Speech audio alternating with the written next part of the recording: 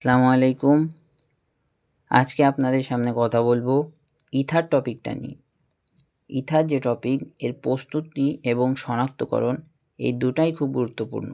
ইথারের ক্ষেত্রে এই দুটি প্রস্তুতি খুবই গুরুত্বপূর্ণ।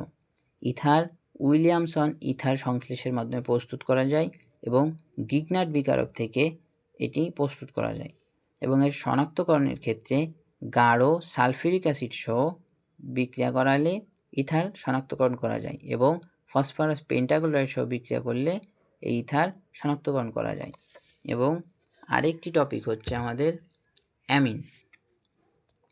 অ্যামিন প্রস্তুতি অ্যালকাইল হ্যালাইড ও অ্যামোনিয়া থেকে করা যায় এবং হফম্যান ক্ষুদ্রাংশকরণ বিক্রিয়ায় সোডিয়াম হাইড্রোক্সাইড এবং ব্রোমিন এটি ব্যবহার করে অ্যামিন প্রস্তুত করা যায়। এবং অ্যাসিটামাইড থেকে সর্বদা 1 ডিগ্রি অ্যামিন এটি প্রস্তুত করা হয়। অ্যারোমেটিক অ্যামিন ডায়াজোকরণ বিক্রিয়ার মাধ্যমে প্রস্তুত করা হয় এবং এতে সোডিয়াম নাইট্রেট, গাঢ় HCl বা হাইড্রোক্লোরিক অ্যাসিড এবং 0 থেকে 5 ডিগ্রি সেলসিয়াস তাপমাত্রা ব্যবহার করলে অ্যারোমেটিক অ্যামিন তৈরি করা যায়। আরেকটা হচ্ছে ক্রোমোফোর হচ্ছে নাইট্রোজেন যদি দ্বিবন্ধনে যুক্ত থাকে এবং বর্ণ তৈরি করে তাহলে তাদেরকে বলা হয় ক্রোমোফোর। এবং অক্সোক্রোমস হচ্ছে যেগুলো OH মূলকযুক্ত এবং NR2 যুক্ত, মানে 2টি মিথিলিন মূলক এবং একটি নাইট্রোজেন যুক্ত এবং এটি বর্ণকে বৃদ্ধি করে, সেই ক্ষেত্রে তাদেরকে বলা হয় অক্সোক্রোম। যাতে এই মূলকটি থাকবে এবং বর্ণ তৈরি করবে তাদেরকে বলা হয় ক্রোমোফোর, এবং যাতে এই দুইটি মূলক থাকবে এবং বর্ণকে বৃদ্ধি করে সেগুলো হচ্ছে অক্সোক্রোমস।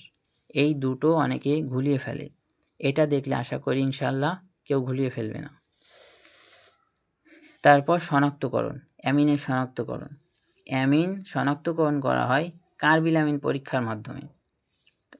মেইনলি কার্বিলামিন পরীক্ষার মাধ্যমে অ্যামিন শনাক্তকরণ করা হয়, যার মাধ্যমে উগ্র গন্ধযুক্ত আইসোসায়ানাইড এটি উৎপন্ন হয় এবং 60 ডিগ্রি থেকে 70 ডিগ্রি সেলসিয়াস তাপমাত্রায় এটি সম্পন্ন হয়। অ্যামিন শনাক্তকরণের ক্ষেত্রে আরেকটি বিক্রিয়া হচ্ছে ক্লোরোফর্ম বিক্রিয়ার মাধ্যমে আমরা অ্যামিন শনাক্তকরণ করতে পারি। আরেকটি বিক্রিয়া হচ্ছে নাইট্রাস অ্যাসিড সহ বিক্রিয়া। এই নাইট্রাস অ্যাসিড সহ বিক্রিয়া করলে আমরা অ্যামিন শনাক্তকরণ করতে পারি। আরেকটি হচ্ছে মিথাইল অ্যামিন।